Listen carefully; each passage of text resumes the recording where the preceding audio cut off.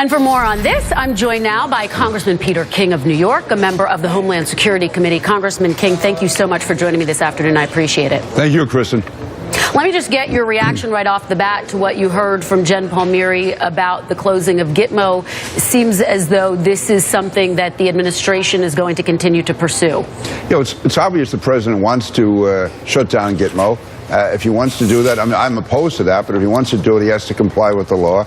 And he shouldn't be doing it by the back door. He shouldn't be using a prisoner exchange as a way to close down Gitmo. And I just say, from listening to the president and listening to Jennifer Palmieri, they're really amazingly tone deaf. There's real arrogance there. I mean, for the president to say he's not going to apologize and not to acknowledge the legitimate questions that are being raised here, and if they don't see the symbolism of having the parents of Bergdahl in the White House in the Rose Garden for really a ceremonial type event, when you think of the soldiers over there who have been killed, and their mothers and fathers certainly were not welcome to the White House that way. And as we know, there's reports that a number of soldiers were killed attempting to rescue Bergdahl after he walked away from the base, whether he deserted or abandoned it or whatever.